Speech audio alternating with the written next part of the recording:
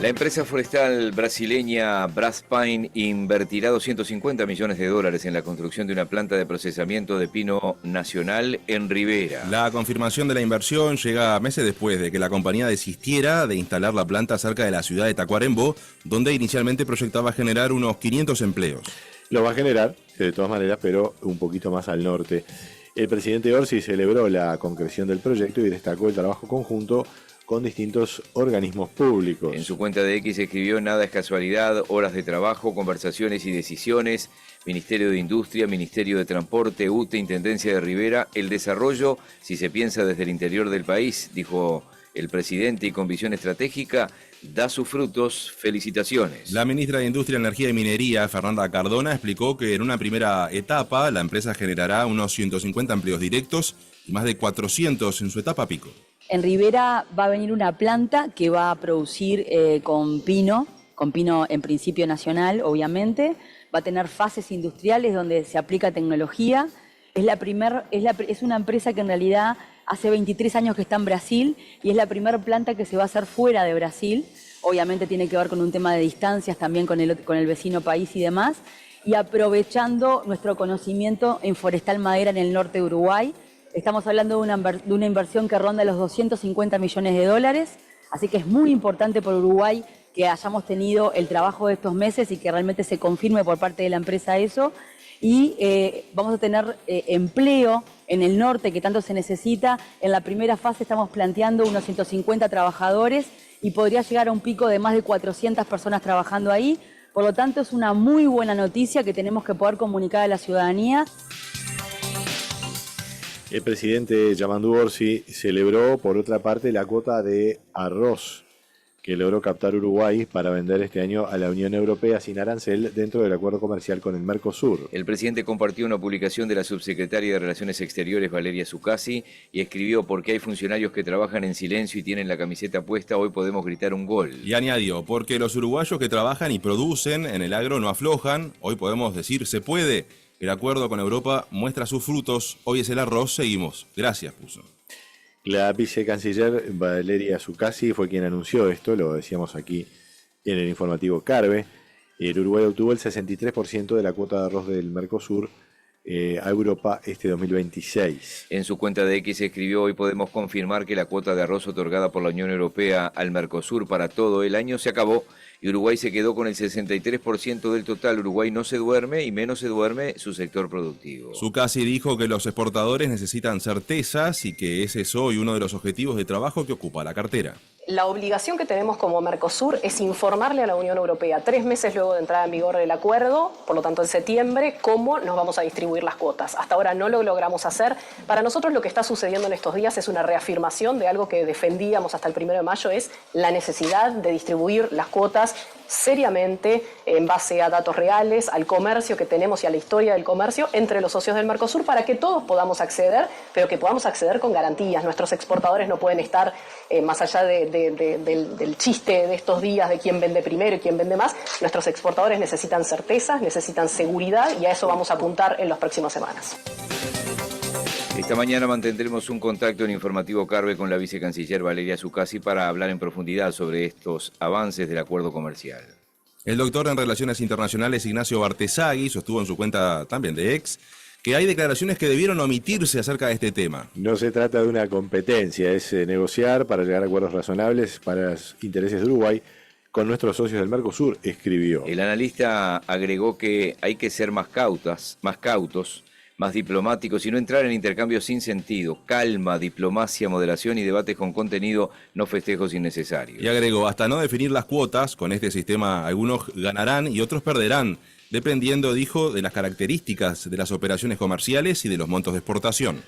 En otros temas, el presidente Yamandu Orsi participó ayer en Buenos Aires del homenaje por los 50 años de los asesinatos de Héctor Gutiérrez Ruiz y Selmar Michelini. El presidente agradeció al pueblo argentino por recibir a los uruguayos en el exilio.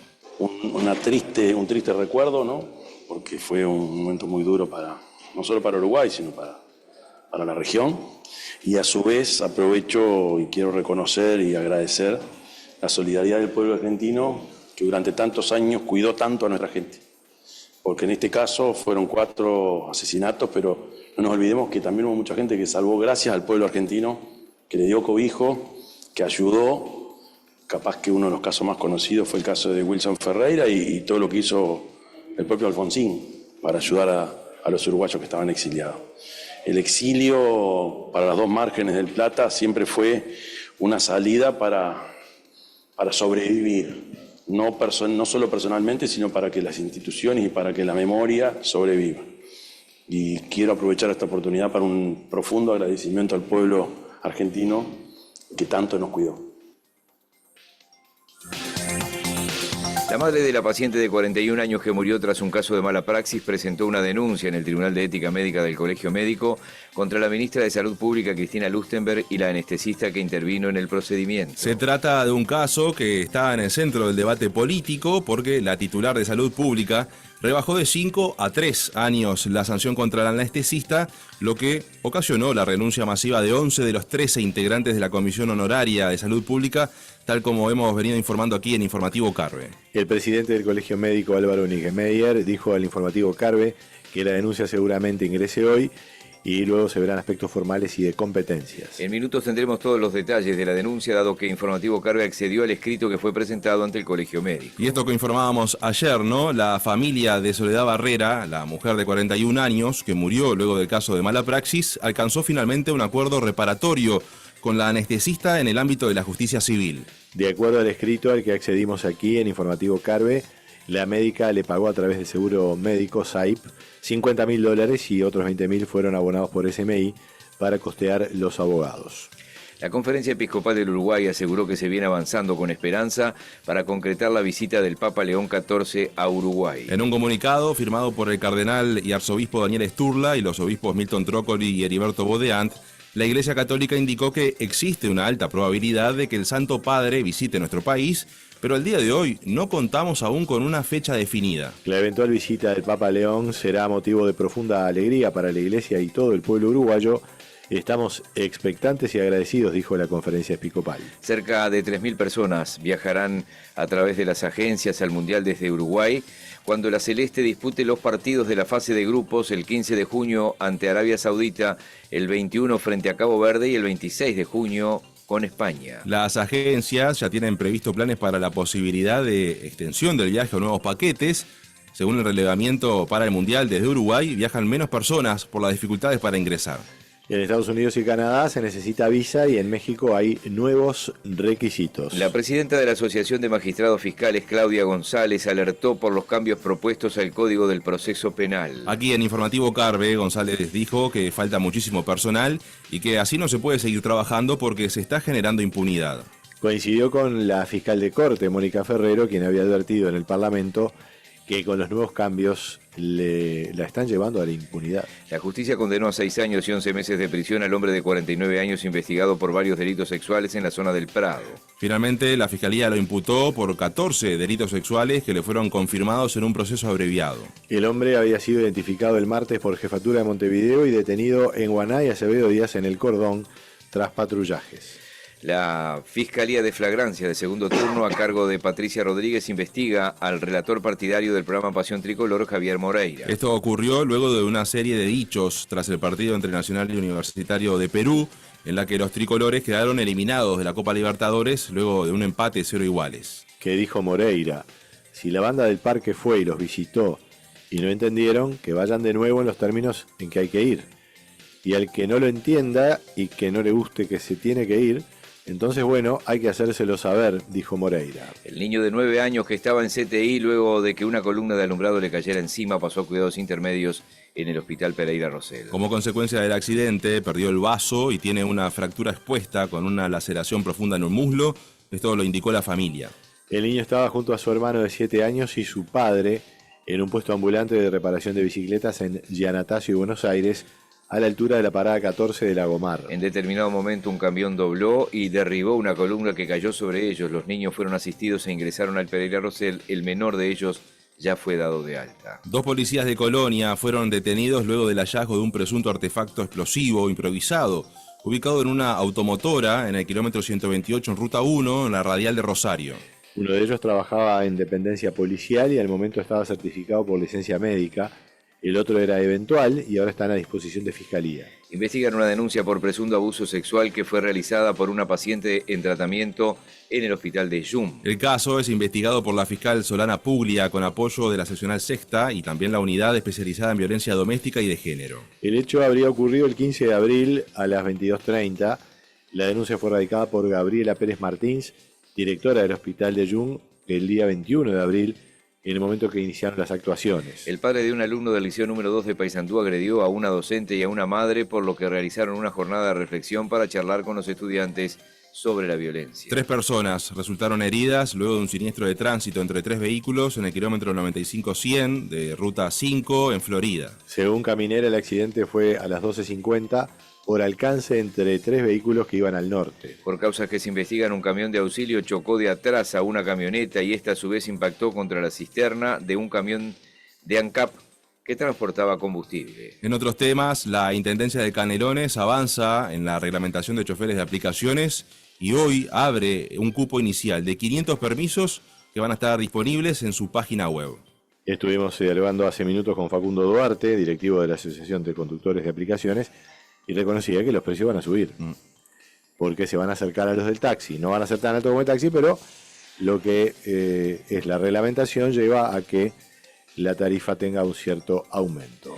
La carpa de conciertos y espectáculos que fue retirada del velódromo municipal será reubicada en el Parque Roosevelt tras las quejas de los vecinos de Parque Valle por ruidos molestos. Esta mañana mantendremos un contacto con vecinos de Roosevelt, que ahora ellos son los que están molestos con la decisión, ¿no? Porque estaban antes molestos los de Parque Valle, la pelota ahora pasó para...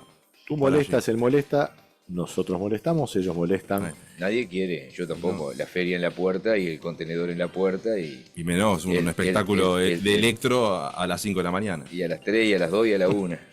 Peñarol quedó eliminado de la Libertadores al empatar 1-1 con Corinthians en el campeón del siglo en la noche de ayer.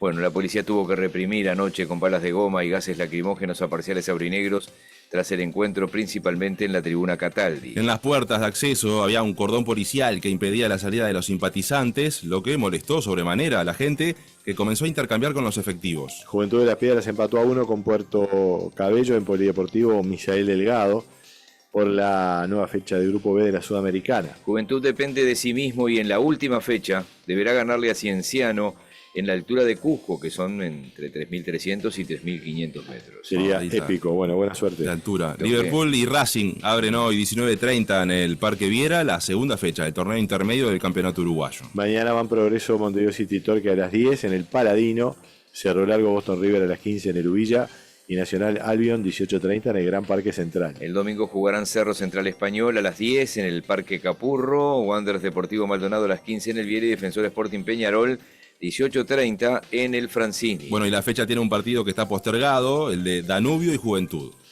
El entrenador de la Celeste, Marcelo Bielsa, confirmó que su ciclo al frente de la selección culminará con la Copa del Mundo. Así lo expresó el técnico argentino al presentar las bases de su proyecto y la metodología de trabajo. Me pareció que era acertado describir cómo hicimos nuestro trabajo, que culmina con la Copa del Mundo, que es un milagro para la vida deportiva de cualquier profesional poder participar en una Copa del Mundo. Yo particularmente voy a agradecer toda la vida a Uruguay que me haya permitido poder disfrutar de una competencia como esa, ¿no?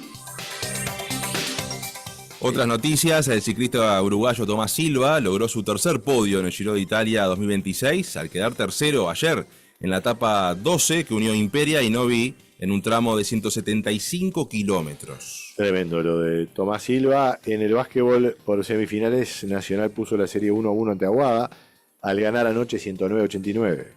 En el capítulo internacional, algunas noticias destacadas a esta hora. El presidente de Bolivia, Rodrigo Paz, anunció que realizará cambios en su gabinete para incluir a sectores sociales que reclaman participación en su gobierno en un esfuerzo por frenar las fuertes protestas que exigen su dimisión. Apenas 6 meses de asumir, enfrenta hace 3 semanas bloqueos de rutas en La Paz y sus alrededores en medio de una crisis económica que es de lo peor que se ha visto en los últimos años. El portaaviones nuclear Nimitz ingresó a aguas internacionales del Caribe cerca de la isla de Cuba, en un despliegue que coincide con la acusación del Departamento de Justicia contra Raúl Castro por el derribo de 2 pequeños aviones de la organización Hermanos al Rescate en el 96. El portaaviones y sus buques de guerra de escolta arribaron al Caribe el miércoles. Son el epítome de la preparación y la presencia, el alcance y la letalidad sin igual y la ventaja estratégica, afirmó el Comando Sur en su cuenta de X. Una radio local del sureste de Inglaterra presentó disculpas al rey Carlos III por haber anunciado su muerte por error, atribuyéndolo esto a un error informático. La información fue activada por error, dijo Peter Moore, director de la radio Caroline, y bueno, anunciando erróneamente el fallecimiento de su majestad.